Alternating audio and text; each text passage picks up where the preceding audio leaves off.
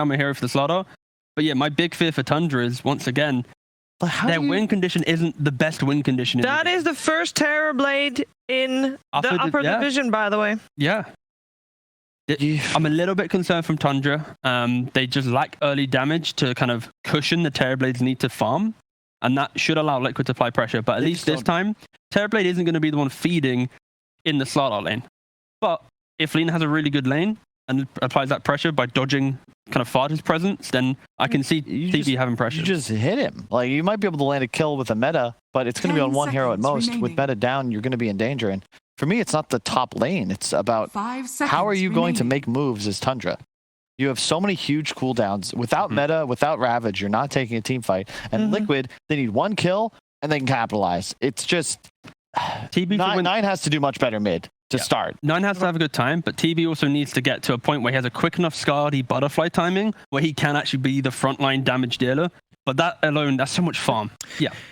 Last game, we said that the draft was great from Tundra, but it needed a high level of execution. How is their level of execution needed for this game round? Even if you guys don't seem to like the draft all that much, is it at least easier to execute? Shouldn't get ahead of ourselves. They need to just not get crushed in lanes. Okay. That's step one. Step one. They need item advantage on TB to offset how good Morphling is into TB. Because if you have some Scardy advantage and you get the right initiation, I can see them having nice pacing, but it's stop the Roshan going to Liquid, don't get bodied in all lanes, and have a jungle to farm so that TB can use the SD stack teammate. They want to do the same thing they did last game. Abuse wave pressure, get this insurmountable advantage. Terrorblade suddenly is 7k ahead of the game, and now you can't fight because there's a tide waiting there to Ravage. Exactly, yeah. But can you get there? You've got to get through the lanes. Well, let's see if they can repeat some results they've had so far. Game 2 generally is a success for Tundra. Can they do that again? We're finding out together with Multi and Purge. Well, we're seeing some things show up again here, such as the Sumail Morphling, but this time we're seeing a hero that has not been picked in the upper division yet. We have the Terrorblade, and I believe he did have a couple buffs applied to him, Purge. He did. I just looked them up. Okay, the first one that's probably most significant, his base armor got increased by 2. That is a huge amount of physical resistance, and against a Slardar who does all physical damage, this is going to be good. Like, him getting pressured and killed by Slar is going to be way more difficult. I see it's also got 4 more base damage, 1 more regen at the start of the game, and Metamorphosis is a little bit weak. So he's basically going to be stronger outside of meta than he was before, and within meta, he's still pretty much the same. So definitely laning stage is going to be stronger for him, but there's probably a reason that nobody else is picking.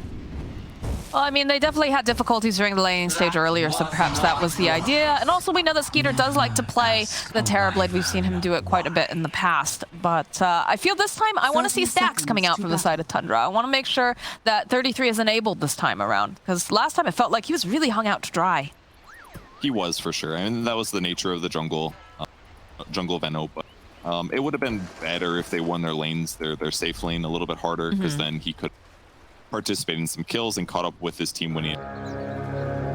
See how many bounties they get. It's gonna be hard for Fada to this. Maybe 1 to 2 is what it's looking like for the Tundra side. Yeah, they should be able to grab up 2. So a nice even split to start everything off. And everyone's headed off to the lanes. Oh, they got both wards. Dude, Liquid is just reading their mind. They killed the first one at the top rune spot where Fada had placed it. I think they just placed it blind or something, and they just found it. And this one as well. They must have seen them place it with the observer ward or something, or just guessed. I mean, I would not be surprised if there was an element of luck involved, just because of the fact that Sumail did get 3 double damage runes in that last game. They're using their luck for the last couple games of the league. Dodged by Fada here. Gets the battery assault, dodges the stun. He's going to get a lot more damage in as a result. I mean, I guess on the plus side over here with the side of Tundra, you do have some kind of tankier heroes that can face up against the Slardar. The Lina, of course, is just really, really annoying. It's very difficult to deal with her as that 4 position, constantly, you know, tossing out those right clicks, but not quite as papery as last time. Yeah, exactly. It'll be a little bit harder for them to kill the TB, at least outside of during meta for sure. Completely fine. Yeah, they're doing a good job so far. That was just second life strike rate. Fada's gonna be vulnerable. Yeah, I was about to say, Fada's gonna be the little guy who's taking all the hits for his friend over here. And he doesn't have good armor. Clockwork is sitting at 2 point base, so much less than the 9.7 that Terrorplate's working with right now. Pretty wild to think about, right? You'd figure that a little robot would have enough armor, but not in this case. It's a silly game, Dota 2. Literally wearing suit of armor. I think that's a person wearing armor.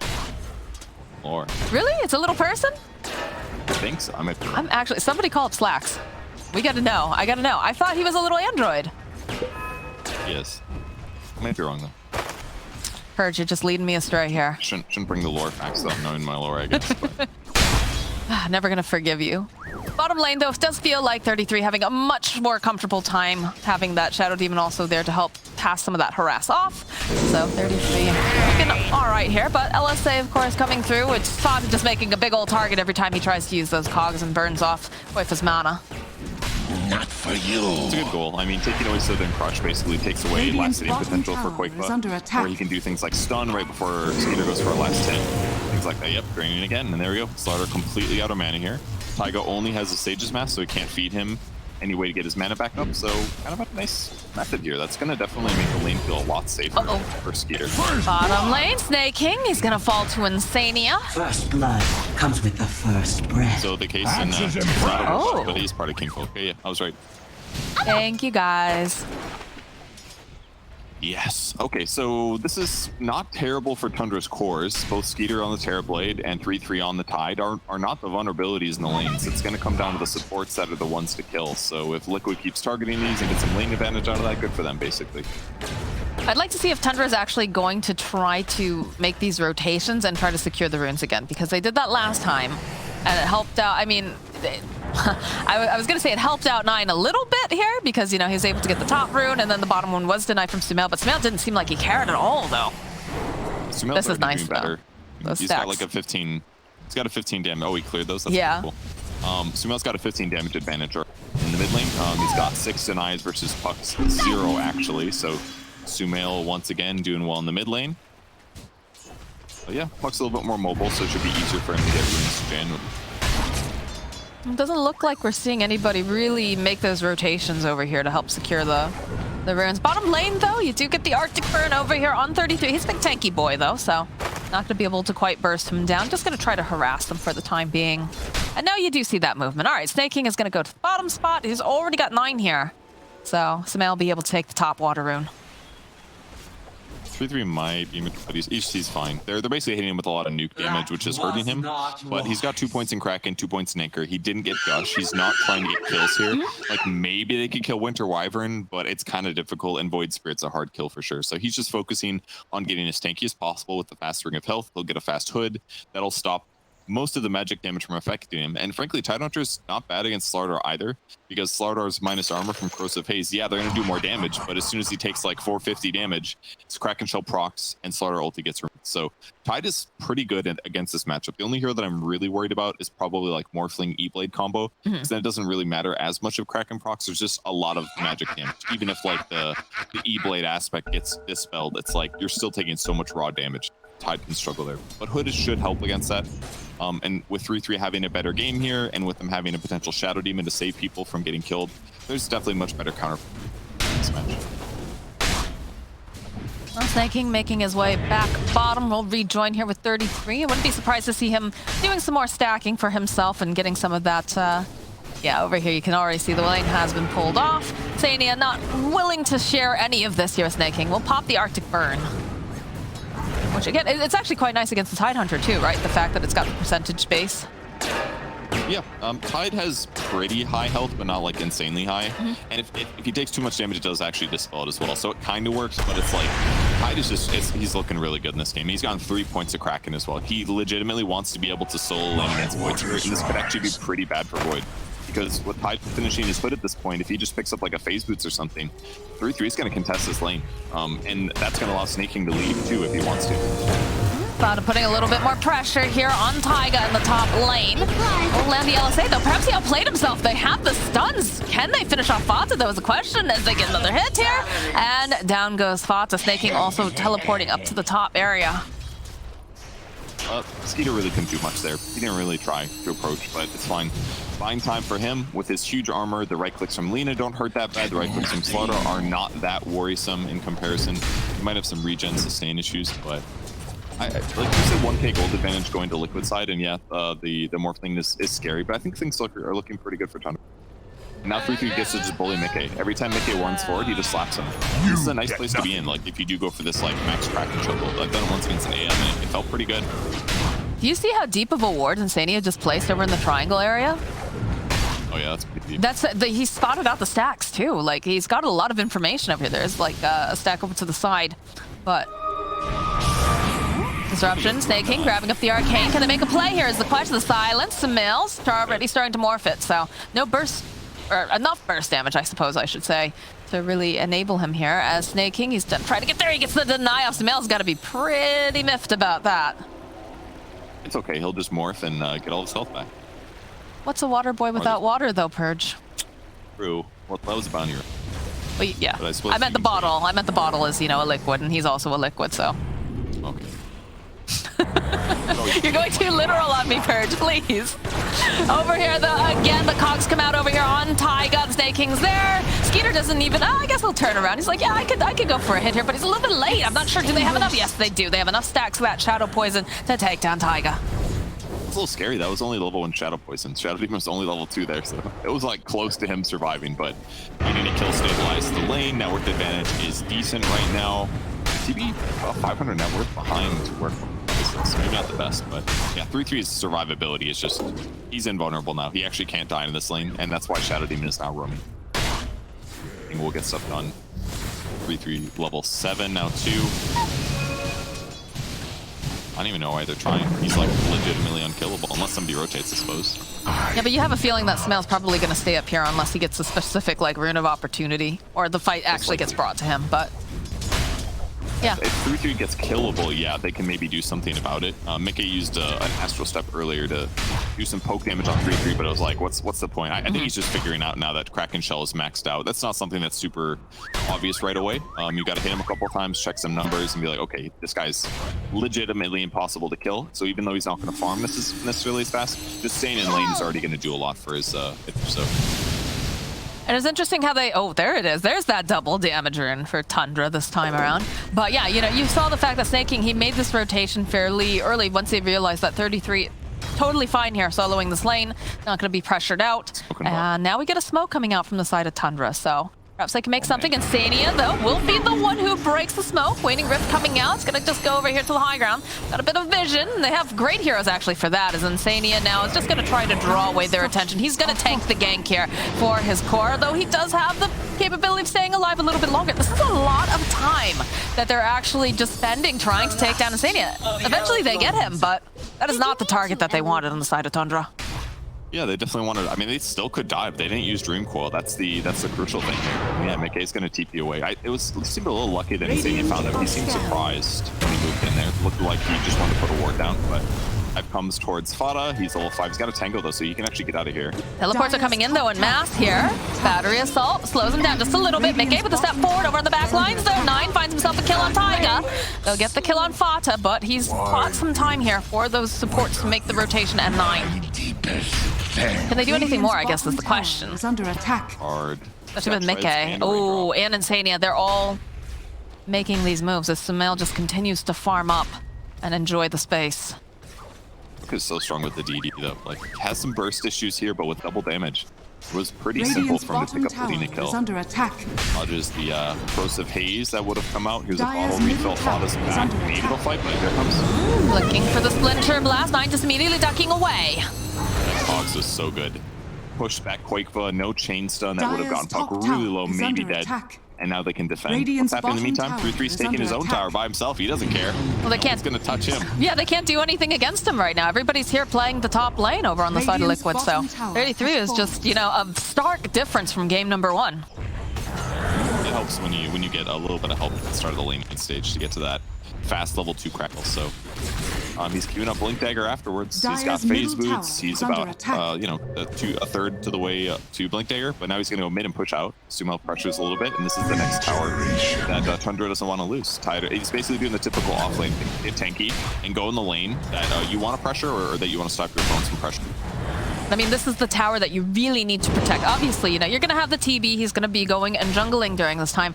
But the middle tower, especially when you're going up against a Slardar lineup, is so incredibly valuable. You want to make sure that you can get in there fast if you have any sort of inkling that they're going for that early Roche. Yep, exactly. You need that close teleport point, but 3-3 just tanks the tower. It's hard to tell that's hitting him. He's blocking 54 of the damage. The rest has to match up against his armor and his regen, which is still really high, so he's in a good spot. He's taking a decent amount of damage, though. He is. It's slow, but he is taking damage in the bottom lane. Koifa.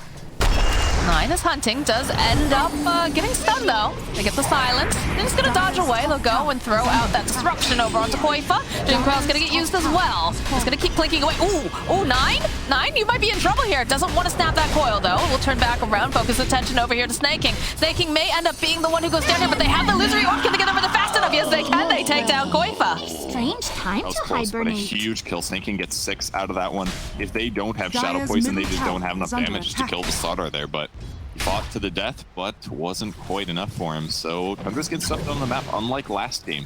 These puck rotations, with the help from their higher damage supports, is making things work. Ooh, Insania. It looks like the Terrorblade doesn't want to go after this, though. It does have that illusion over nearby.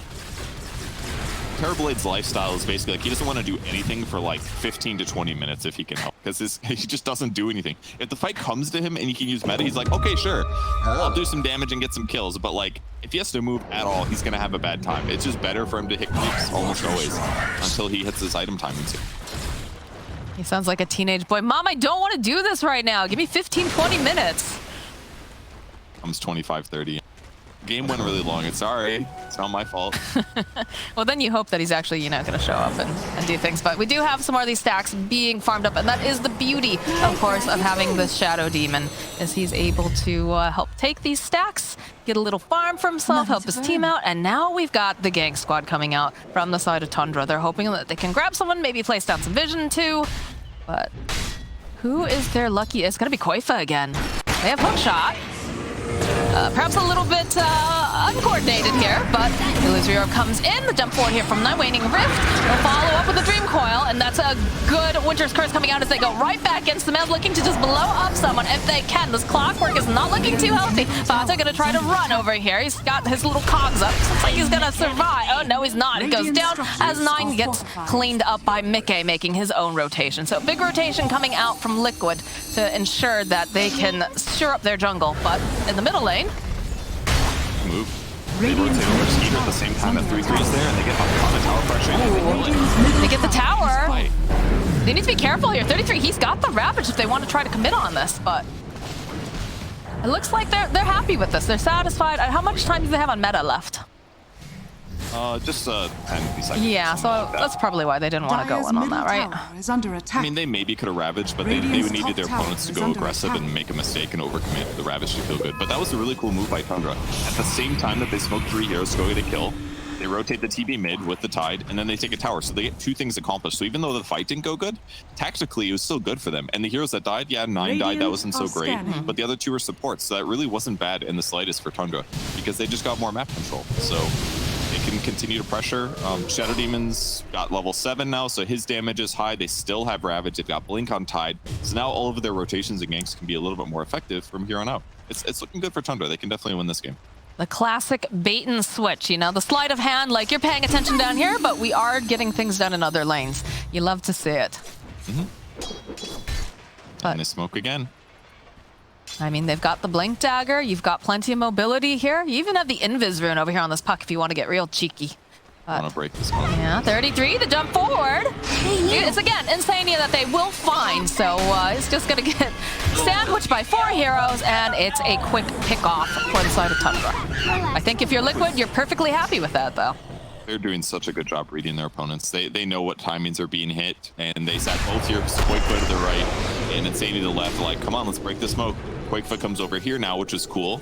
Pushes the lane out a little bit, gets a little farm, draws them towards the creep wave away from towers. So even though they have a kill advantage, by the time they get here, it's like, well, Insania's back up again. So keep buying more time to eventually make Morphin feel like a stronger hero.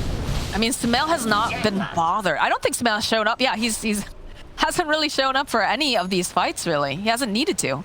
Just had all the breathing space in the world. He's got a Mount online now.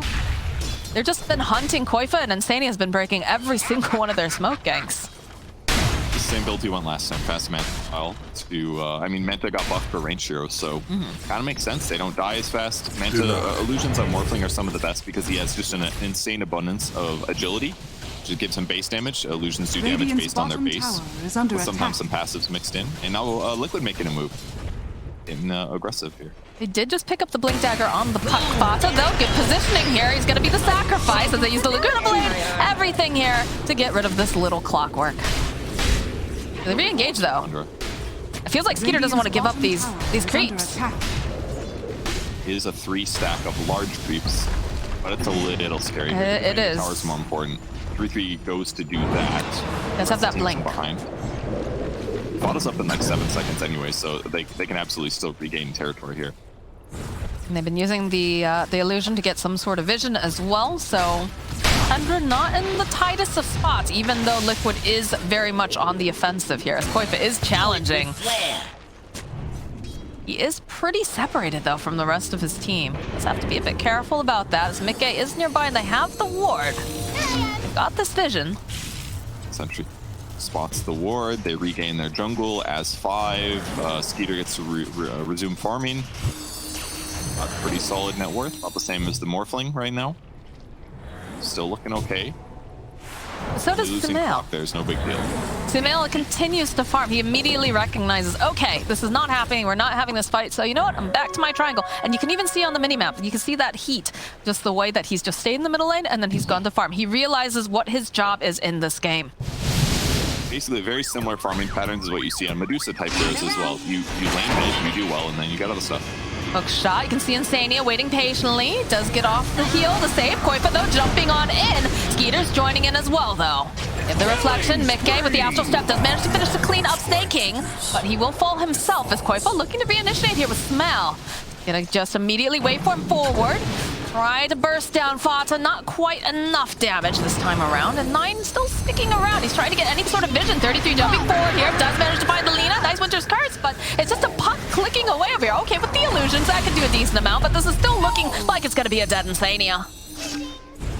Nice fight for Tundra. A little surprised the snaking didn't disrupt himself, but stuff happened pretty fast there. And then Fata stays alive. That's why you always leave the house with 2 fluffy hats, guys. It keeps you alive. It's very important. Tower is under attack. Wakefoot trying to get a pick off, though. He could grab either if he spots them. Ooh, Fata. Look at them. They're coming. They're mad. No hook. Look at this. 33 with the gush. Hook shot comes in from Fata. It's like, you were hunting me. Well, we're going to hunt you right back here, Koifa. Decides to follow up with that disruption and to start stacking up the poison. The clicks are coming out here. Who is going to get the final hit? I'm thinking it's going to be snaking. All right, nice kill. Yeah, they have amazing vision advantage in their own jungle. And considering, I mean, we haven't seen a Ravage yet, guys, but it's important that the threat of the Ravage is on board, of course. That's going to make it hard for Liquid to feel confident taking a fight. They're winning their engagements here. Pressuring the map. They're not crossing the map after getting these kills. TB's still farming really fast. Skeeter doing a great job. He's got Manta finish of his own. He's working towards Scotty. That'll be really good against Morphling. This is going to be a dead Insania, I have a feeling. Yep, with a rocket flare from Fata. Yoink, that's mine. This feel good. That was like a level 2 rocket flare. It was pretty amazing skill shot by Fata. You know, he's just good like that. Mine's a little... Okay, ulti's on top. Was for the orb after the tower. Oh, and now the hook shot. Yep, and Mickey. He does have the Assimilate, though. But they still have tabs on them. They've got the vision. There is the Yule Scepter coming into play. As in the bottom lane, Skeeter, he's going to be able to take down Tiger. They actually go and they use the Ravage just for Mickey. And in the meantime, Skeeter gets a kill on Taiga on the opposite side of the map somehow. I guess that was with help from, Shadow Demon. Yeah. Shadow Demon ulti, and he runs him down with illusions, actually. That wasn't even meta. Illusions and a slow Lina. Good luck. Not even necessary. Dire's middle tower is under attack. Lina was a little bit low mana, otherwise might have been able to. She had a 4-staff, but. Okay, great for Tundra. 3k advantage here. Oh, this tower's. It's definitely Dire's middle tower 33 just spits in Sumail's face, says, go away. And Sumail says, no, this is mine. This is another thing that for advantage is kind of interesting, that Tide Anchor Smash is really good against Morphling actually, because it reduces your base damage, and Morphling is all base damage from agility. So if you get the 15 talent, you can reduce 80% of Morphling's damage when he's right-clicking. Well, it's a little difficult, of course, because he's flying around and uses Manta sometimes, but they can apply that in fights. It's really going to limit what Sumail does. But right now, Roach is dead. Yeah, look at the Fata. He scouts it out, but they don't have to worry about that Ravage right now. Fata, though, dropping down a sentry, realizes that they have the vision. I don't think... It looks like they want to try to contest it, but they're not going to be fast enough. Oh, hook right into Koifal. And that's a dead Fata. You know, A+ for trying, though. He had to move that way. He shot the rocket, so they know what area he was standing in. Then he has to move to a different place to try to hook. That way, he wouldn't get blocked, but this ward sees him moving over. So it gives Quake the easy block there. Aegis is now up to make life safer for Morphling. And look at how fast Tundra immediately beelines for the enemy jungle here. They're like, okay, we don't want to be in that area. We still need to be farming up, so we're just going to continue to, you know, push out these waves and dodge them until they bring the fight to us. This is cool, and snaking, jungling with his ally TB. He can disrupt an illusion, so it doesn't slow down Skeeter that much. He can give himself farm. Later on, he can disrupt Morphling to make amazing illusions. Do 75% each of what Morphling does. That's true. So Shadow Demon could have some really big implications as this game continues, both with his TB and against the Morphling. If King has a good game, this could be a really fun one to watch. I think we're going to start seeing more of the Shadow Demon. I just feel like it's 2 value, right? You've got, you know, ways to steal the enemy, right? You've got ways to, you know, make those illusions, you've got to save, and then of course, like, if you can get the Ags online, in this case, not quite as important, but the fact that it provides you with all those breaks. It's just too good, right?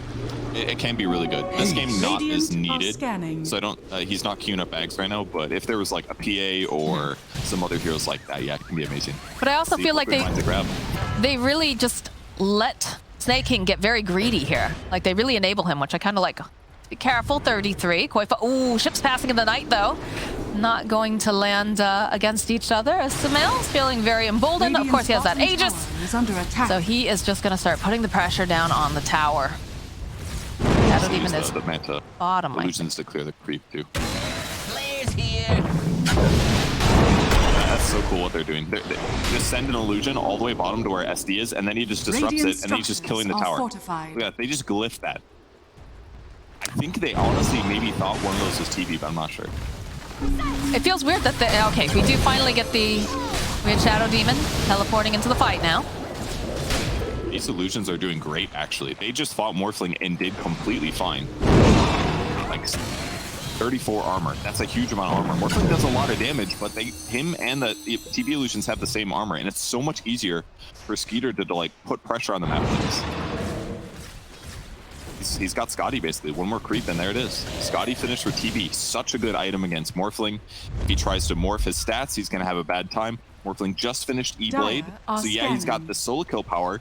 Tundra's doing a great job keeping Liquid away from being able to initiate. They're not allowing Morphling to hit buildings because they're pushing waves out. And the rest of the heroes are sitting far back behind the illusions to be safe. But with the smoke, we will see a confrontation. Maybe we'll see that E-Blade do something. Bata leading the charge. He's got some wards on him. 9, though, does spot out Insane. Yeah, he'd like to get a quick pick off. He does have that Dagon online, of course. So, yeah, just a nice solo pick off over on the Winter Wyvern. As Tundra is now invading the triangle, and you can see Taiga's just already hightailing it out of here. They do have the vision, but I don't think they want to dive this. Not this tower, not right now. Tower is under attack. Kind of a hard game for Taiga to play this game. Like he think to like stomp his lane as hard as he would have liked, because he just couldn't do that much against the really high armor TV. Yeah, they killed Fada a bunch of times, but Fada's still been effective. And if he ever gets caught on the lane, he just dies. Dream Coil, Ravage, hook shot from Clockwork. He's going to struggle, and it's hard for him to get past the TB illusions to the heroes he actually wants to cast a spell on. So hard to play Leon. Oh, the save from Snaking immediately as Sumail waveforms forward. Jump over onto the back line. Sumail, has he gone just a bit too far here as the sign says come back? You can see Skeeter poking away. They fall for the Ravage. Can they take him down? Yes, the first time they will be able to take out. And they'll follow up, though. They do get rid of Snake King. Here comes Sumail. Dream Coil's going to get used, and he's just leashed up. And look at this damage coming out now. He's going to have to use the E-Blade. The save is coming out again now from this Winter Wyvern, but they're going to go right back in. This is a dead Morphling. As now the hunt is on, and Sania trying to go up to the high ground is going to run onto Fata and 33, but the Scotty damage, the slow, the mobility coming out from Tundra. Sania says, please help me, and these creeps will not oblige. I cannot wait to see the start of that. I think Morphling just tried to get a free gamey pickoff on Fata there with the E-Blade combo, but he got disrupted, and as a result, they got illusions out, Shadow Demon got the instant Morphling started morphing stats. They ignored him for the start of the fight. Here he is. Oh, he had an invis as well. So here he is spotting. Immediately. I don't know why he was TPing already, but put him into a bad spot. He'd use morph offensively. He couldn't get out easily. And at the same time, they put all the pressure into the Void Spirit. He used all of his Astral Steps. He ends up dying. SC dies on the back line, but they got everything else. And when he respawns here, he's got max strength already. So he doesn't have very much armor. And he couldn't wait for him because they saved Dream Coil for him. That was really well done by Tundra. Utilize all their skills so easily. That was cool. The cog break to make Dream Coil do a bit more damage. Very cool. It's very nice looking indeed. They also ended up having to use the BKB charge over on Koifa during all that as well. So a very costly engagement inside of Team Liquid, especially considering that they did have the Aegis in the top lane. More action coming out. The hook shot. They use the Laguna over here. The taunt over onto 9. By a little bit more time, he's probably going to go down here. Has the silence. Yep, that is a dead 9, but the rest of them, Fata will be able to walk away from this engagement. So perhaps a bit too greedy. It's a hard kill for sure. Void Spirit's got 2,200 HP and he had Yule, so I mean, good luck killing him with just those 2 heroes. Shatter yourself from Fata will just annoy him. He'll turn his attention back to some creeps. It's just a little bit too dangerous. SC ulti's great. It's going to dispel all of his Astral or Resonant Pulse shield, so he doesn't have to take as much damage, but between those 2 guys, their burst damage isn't quite high enough. Dagon 2. Blade. It's got the damage, but it's just not high enough. Dire's structures are fortified. Well, this is take 2 now for the side of Liquid as they're going to try to take the middle tier 2 tower again, where some of those high cooldowns are on, high ultimates are now on cooldown, coming out on Tundra, so they don't have to worry too badly, although there is the Ravage backup, so.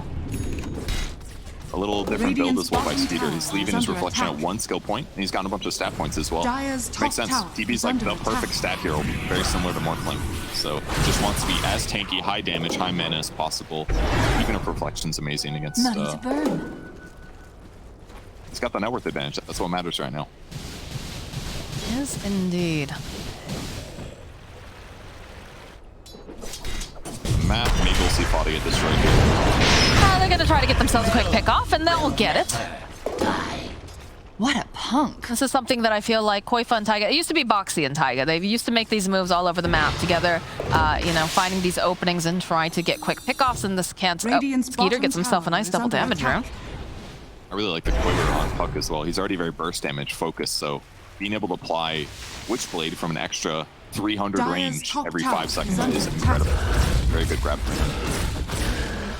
Really good on Void Spirit as well. It'll probably end with the Radiant team picking one up. They'll probably get one also. Lots of burst damage on both sides. Yeah, and the Agnum Scepter is now completed for the Morphling now. Bottom tower is under attack. So who's he trying to turn into? An ally, for sure. Probably... It's probably gonna Wyvern? Well... Gives you that little extra range. You can have the... fortified. You'd have to stay in that form. It's like a toggle. I don't see how it works, but it's good on with Slardar. Bottom tower has fallen. Guardian Sprint is dispellable though by Shadow Demon ulti. One of the nice things about SD versus Slar.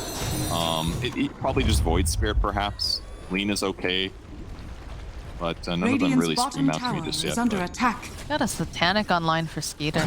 BKB does get picked up from Mickey though, so see who gets the jump on who. Jump forward from 33 with a beautiful Ravage over onto 2. They just blow off Mickey almost instantly, and the hookshot comes in. It slows down Koifa as Skeeter dumps out the double damage. And that tower belongs to them. Feels good after last game, all right. Yeah. Incredible on TV as well here with Satanic picked up. Tower has fallen. This pressure is not going to slow down here. I mean, tradition says that Tundra takes the game too, usually, so... They've got to be feeling real good right now. Taiga, careful here. 9, the Dagon coming out over on the back end. Not quite enough damage to take the time. Oh, he's going in with the orb. The Sumail, rocket flare? Not quite enough. Very close, though. Well, he is slowing them down. I mean, he's got the permanent Arctic burn here. It burns his mana, of course, but I mean, putting that extra damage on them consistently is going to make it harder for them to fight, but slow him down. It saved Lena's life for sure. He put the heal on him. He would have died to the rocket flare otherwise. That was pretty okay.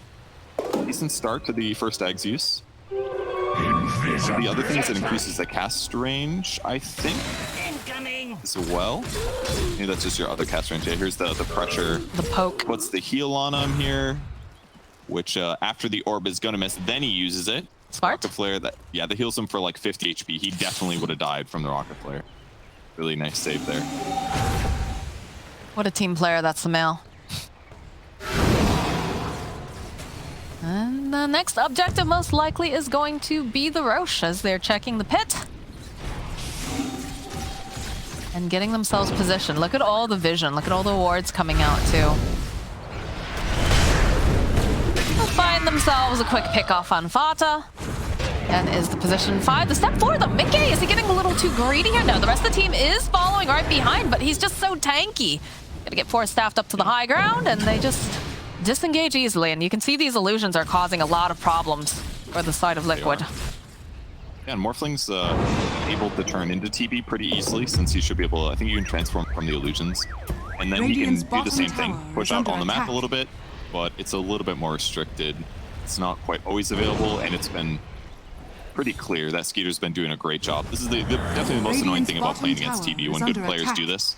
It is like, it's like playing against Ags with Shard. It's like the same thing. You just send illusions down a wave. These illusions are really hard to kill. It takes a lot of effort to do, and it's hard to take fights as a result. Oh, Taiga forcing away though. Does have Sumail waiting behind him. He's morphed into the Slardar. But look at this. They really want this Roche. It's up now. See the positioning. Got the Ags online here too, so got a nice little puddle. Shard's up too. Who's gonna get it? Question, Mickey. Gonna poke his head in. He's one of those remnants. Just see if anybody's home. No one's visiting just yet, but you can tell that people are getting antsy. They want to go knock on the door. Not any really obvious Shard grabbers here, but probably going to be either TB or Puck. We'll see. Definitely not going to be Jetpack, let me tell you. I love Jetpack.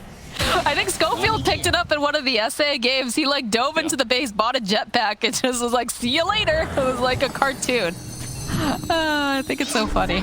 It's not very good, but it's really funny. Radiant are I scanning. wonder if Skeeter is going to leave Reflection at one skill point so that when Morphling turns into him, he doesn't have a level 4.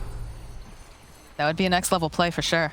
But it also gives him, like, he just got the talent that makes his Conjure Image duration better, so it's like, I'm sorry, it's Conjure Image, no, I forget. That's not Reflection talent. My bad, confused. You're fired. I deserve that. I'd be a little surprised. He'll probably skill it eventually, because it is really good against Morphling. We've got a big smoke coming out here from the side of Liquid. They're sweeping around. Koifa, a bit off the mark. Rest of the team still hiding behind, though. 9 already zipping away, and Mickey has gone pretty deep here. They have to be careful, because 32... Okay, that is the BKB coming out. Fata, though, is going to get burst down, possibly. He gets dried right back. That is the Laguna. Mickey, he will pop to Snake King, as they do get a great Winter's Curse up, but the disruption coming out, saving some here from Snake King. Jump forward again from 9. They're going to try to pick off Insane. Yeah, LSA does connect. Buys just a bit more time, but they go. They drop down that sentry, trying to see. As now you can see this Terrorblade. He's big, he's bad, he's scary, but he hasn't got his hands on anyone just yet. There is no Wyvern, though. They could potentially go into this pit. They see Mickey. The Ravage comes out. The dodge there with the Dissimulate. Mickey still alive. Sumail thinking about going back in here. Taiga finding himself a kill on Snake King. That was a buyback, I believe. Koifa now the BKB duration as worn off as 9 poking away, and the hot hookwork over on the back line. They get the kill over on the Koifa from 9. They just still keep chasing after them here. They get the kill on Skeeter. The follow-up here over onto Taiga. They need a little bit more hits here. They don't quite have it. Sumail trying to dodge away. He's going to go out onto the back line. 33 though. Does find the kill. Snake King will fall to Sumail. And these illusions are pelting him, but yeah, that was all over the place. 33 is still just doing his own thing over here.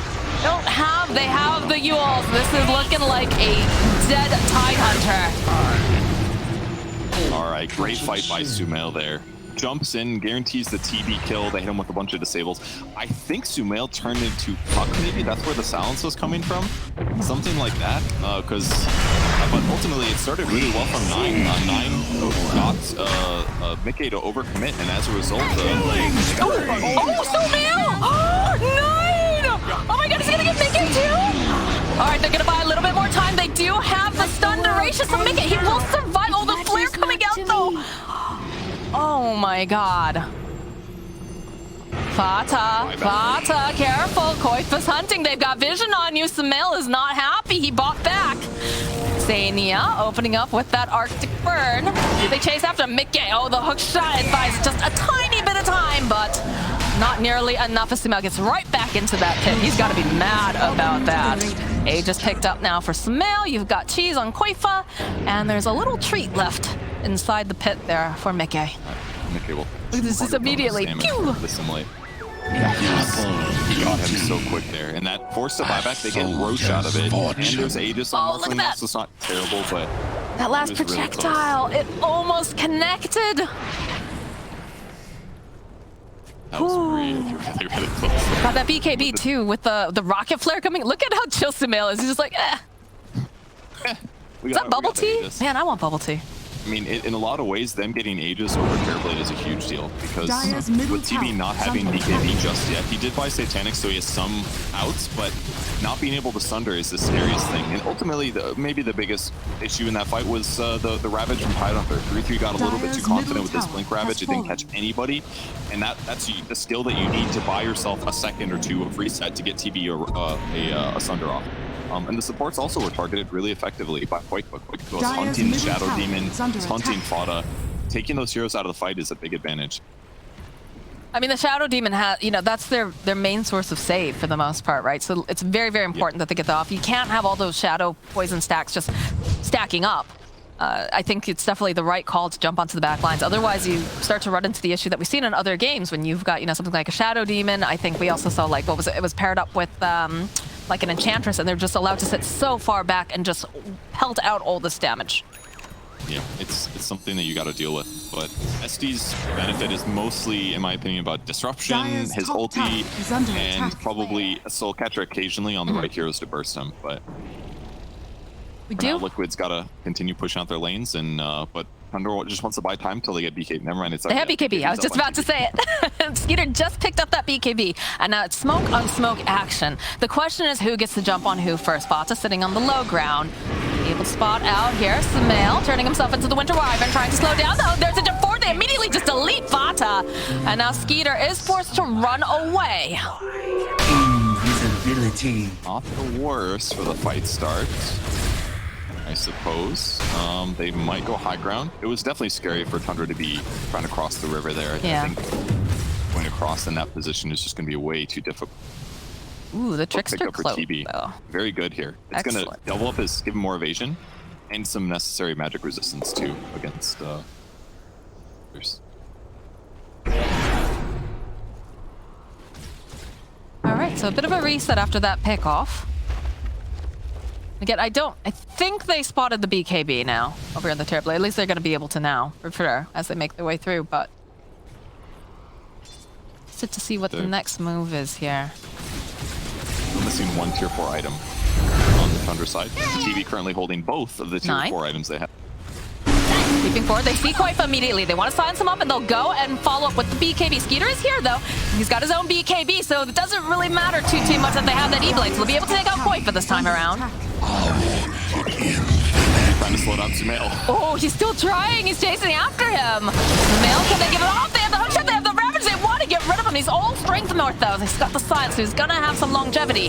That result cogs as well. Just going to be waveform away over to Insania. We go back in, though, is a question. Over on the back. Mickey was trying to make some plays. He's got the BKB, but this Scotty, of course, doing so much for slowing him down. The jump forward, though, they have their eyes over on Mickey, and it looks like he's going to survive. He even goes and drops that Aether Remnant just in case. 9 just a little bit further than it, but of course, the rest of the team cannot follow up with this puck, so he'll back off.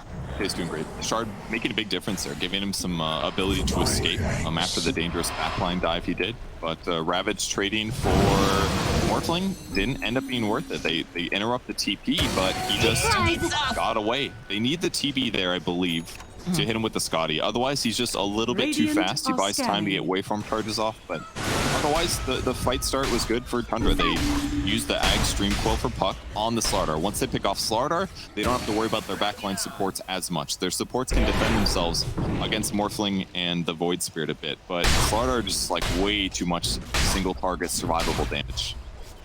Is this a situation where you want to see the supports possibly pick up something like an Aeon Disc, especially the Shadow Demon? Yeah, he's aiming for it right now. He's on his way. It can help a huge amount for sure. Clockwork has the Force Staff, so he's definitely can protect himself better against the Slardar than SD can. SD doesn't want to have to ult the Slardar, for example. Oh, 9 is haunted. He's silenced. He's stunned, and now he's dead. Assimilate stuns for 2.5 seconds. Oh my god. He got silenced too, and that's something that's kind of significant actually. 9 hasn't bought himself a Yules this whole game, and Mickey bought like Egg's first item, but that's like the first time he got killed by him, so it's pretty impressive that 9's been able to avoid getting solo killed this long, focusing instead on having as much damage as possible for the other heroes. Yeah, but I feel like Yules is totally, it's always built into, or not built into, but like it's always in the build, right, for a Void Spirit, because it's really good. No, for the Void Spirit especially, because of the fact he's able to set up, and then he also uses it as a save. Like Puck, it's a little more aggressive. Yeah, 33 picking that up early. So catcher, they've got a lot of damage here. They've got the Scotty. They already went with the hook shot though. Nice save here coming out from Sumail. He's turned himself into the Winter Wyvern. He's looking for this opening. He's gonna wait for it forward. And there's gonna be the buyback now from 9. BKB coming out from Skeeter as he's trying to hunt down Sumail. He's not quite finding him over here. More buybacks coming out. The jump forward here over onto Sumail. He's still hexed up. The stun though coming out to follow up with that Ravage. Can they finish him off in time? Yes, they finally managed to burst down Sumail. As now 9, he's bought back for this. He would like to get himself a kill. He finds himself Taiga over into the corner. Still Skeeter who's going to get the final hit off. And the hunt is on. I don't think you can catch Koifa in this river. He is far too fast, but 9, he's trying pretty hard here. He's got that illusory orb, gets the silence, just keeps poking away. But this is a bit of a candy kill here, Purge. They don't have any way to go and grab him, and there are more important objectives on this board, I think, right now. That's tough in the river. He's just a motorboat. That fight was crazy, though. The fast Hex pickup here. Not an item Tide often gets, but he hasn't gotten a new item at all. Picks up the Hex they used to initiate, which is really effective. Skeeter tried to use his Ag's Terror Wave to transform to do a chain stun, but it wasn't able to hit in time, so as a result, Void Spirit gets BKB off. Then things look bad for Tundra, but they were able to get the pick off on Void Spirit as he escaped. 9 dove past him, they got him with the Dagon, the bonus damage, and that's kind of what opened up the rest of the fight for them. Radiant's middle now they can just make an army of illusions to push, and they don't have to really commit very hard. 33 is just, he's showing off here. Right here, he says, what are you going to do about it? Big tanky lad, you don't have your big boys up right now. So many illusions, actually. It's like a PLC being the high ground or something. Yeah, it really is. Koifa's trying to man fight over here with this 1 TB illusion, and it's just looking really rough. Yeah, we talked about the Aeon Disc earlier for supports, but also it has been picked up for the Puck as well. And I feel like that's very necessary, especially, like we said, for the Shadow Demon. Extremely necessary that he's able to survive and get these spells off during the fights. Because it's not a big deal at all if that doesn't deal damage for a couple seconds. He just needs the utility of his abilities to buy his team a lot of time. So Shard picked up on Quake as well, kind of interesting. Applies Corrosive Haze on illusions and creep waves and stuff. So he'll be able to push these out a bit faster. Pretty necessary, I would say, considering. Does a lot more damage with his Sylvan Crush now. So I think he's using it as like an ability, helps him push waves basically. So it's kind of a cool pickup. Not normally something you get out of Slardar is fast pushing of waves, but he needs it against TB. This is an onslaught. It reminds me of the little trivia. How many TB illusions have been killed, Purge? How many would you guess? I'm gonna say 36. I think it's I'll say 27. Drum roll, please. Died naturally. 45. I won. Ha! You won. Party horn. It had been a while. They're all over the map, though. Like, especially when you consider the fact that, Snake King has been just, using the push-out waves as well, farming. This has been the most value. I'm not sure if it's the most value Terrorblade or the most value Shadow Demon. I guess it's Terrorblade, right? Because you're using his illusions. Sometimes sumail exactly. too, if you're capable enough. Yeah, there's a lot of illusion spam going on in this game, alright. But I think the most significant thing is that Skeeter's only died 1 time. Sumail's died 3 times. Skeeter's farmed way faster because his ability to like push across the entire map with his illusions. He's got 10,000 more net worth than Morphling. So at this point, he's sitting really good, honestly. He can't get much more farm than this. In fact, he switched his neutral item Spider Legs just so that he would have an extra item slot for items. And this is like a perfect situation to have Spider Legs. When you have this ultra farmed carry at this point of the game, you don't want to sacrifice your movement speed. But a lot of players do, but it does hurt you sometimes in some of those late game fights. But now he's going to be able to get 7 slotted. Like he's about to eat his Ags, basically. Then he's going to have another slot, which could be a Rapier. It could be a Daedalus. There's a lot of things he could buy here. Production wants us to watch this clutch. Look at him snaking. It goes in. Can he get it off in time? Oh, we'll never know because we're going to stop. There we go. Wow. Break that bounty rune. Denied. Pretty significant. No, but like you said, with the, the fact that they've got the Spider Legs online for the Terrorblade, it's so value, right? Because of the fact you've got so much ability coming out from the rest of your team. You've got a hook shot from the Clockwork. You've got a Dream Coil with the Blink coming out here with the Puck. You've got the jump coming out from a Tidehunter. So you're not super concerned about, chasing in necessarily, because a lot of the times they're going to be held into place if everything goes according to plan here for Tundra. Whereas Liquid, they're struggling a little bit. These fights have been so incredibly split too. I know, like I'm trying to watch everything and there's something going on the other side of the screen that we just aren't able to see or show everybody. But everyone is just, it almost feels like sometimes Mickey's a little bit too far or trying to get onto the back lines, because somebody does, right? Somebody has to, whether it's Koifa or Mickey. But then the problem is like Wyvern's slow. Wyvern is not the fastest hero. Lena has to be careful with the positioning. She could get blowed up so easily. And then of course, Sumail is just trying to do as much as he can in the fight, just generally speaking, trying to figure out who is my target, who do I blow up, how do I get there? Yeah, I can't imagine playing a Morphling in a situation like this. There's just like so many decisions that you have to make in a rapid amount of time. You got, who do I transform into? How do I use my skills? When do I hard commit to trying to get a kill or something like that? It's just also difficult. And Liquid has shown that it's pretty easy for them to turtle, at least, because they can just turn into Winter Wyvern and just start slapping Arctic Burns into people, which does 9% of their current health. That can be a nice way to slow things down, but Tundra's just going to out-farm, and I feel like their supports are just scaling better too. Like SD, once he gets an Ags, is going to be really terrifying. His ulti does 700 damage now with the talent that goes through magic immunity. So if he just slaps one on Slardar, like that's the best thing about playing SD late game with Ags. You just put like one ulti on both carries, and then whichever one's not dead afterwards, you ulti the other guy again. And so it's like 2 carries are just completely taken out of the fight because of the major slow. And if one of those is Slardar and he doesn't get to use Guardian Sprint, it's really valuable in making Slaughter dive to the back lane. All right, Liquid, scary. They're smoked up and they're hoping that they can make something happen here. 33 is, of course, the one forward. 9 is here as well.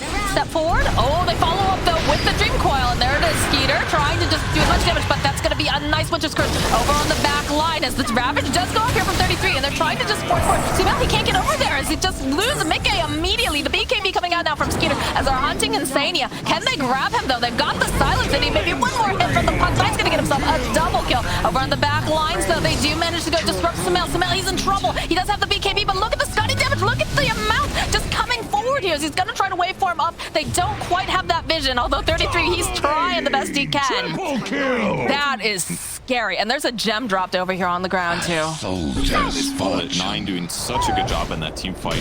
Smoke breaks. They were able to phase shift. Tide blinked back, and then he gets a big Dream Coil and 2 heroes. And now catching Slaughter the other side with this ward. Oh, the hook shot. He is locked down. They have the damage, the force over to the side, and Fat will get the kill. That is absolutely not a ward that you expect on the Liquid side, because it's been a long time since they were aggressive there, but that Observer ward near the Secret Chop spots him out and they get another kill on the map, whereas normally Slaughter would be able to get a couple creeps killed, maybe finish his AC here, but no, instead they get the map control. Roche is going to go into the pit. It's a Refresher Shard. No free Ags, but the Shard to go on. It'd be amazing on 9. It'd be really good on Tidehunter. Pretty safe on TB. Everyone's a good candidate at this point. There's nothing that Liquid can do here. Nikkei's still down for 40-something seconds. No buyback. They do have buyback on point, but they've got buyback on Taiga. But these are not people that want to dive into that pit. So Liquid a bit on the back end now. Oh, they go high ground. Still got a couple more. Look at this illusion. He's just chewing through the building. Bata's really just good. playing around a little bit here. He's thinking about, you know, maybe doing that hook shot. Knows exactly what sumail is. This is the problem. You just keep throwing out all these illusions. 33, he's taking a little bit of damage over here. It's very slowly getting chipped down, but he's forced forward. They get the hex off immediately, and they just blow up sumail. He's dead. No buyback. He's got no buyback. They're going to go for the finish here. Tundra, they want this. Quite fine. He's going to be forced to buy back here. They can't afford to lose these buildings this quickly, but I don't know how they get in there. Look at this damage. Look at these snowballs being tossed out. The scutting damage from Skeeter as they just start mowing through. Squaifa over onto the back ends. Get the signs off here over onto Bata. They'll be able to get the kill on the clockwork, but this is not looking good now for Koifa. The LSA buys a little bit more time. The fear just pushing him right back. Snaps the coil. They'll take down Koifa. Now Mickey is also trying to run. They use the Ravage. They want to get rid of him. There's no buyback on 4 of the players here on the side of Liquid. Tundra, they do it. They take game number 2 and tradition that they like to, and Liquid is going to go down and lose this game. Tundra played so good this game. I'm gonna say the only pressure that came was on heroes that basically didn't matter. The supports died a little bit at like a high rate in the early stages of the game, but they got the heroes farmed that they needed to. They kept the lanes pushed out. They used their abilities effectively. 9 had an incredible performance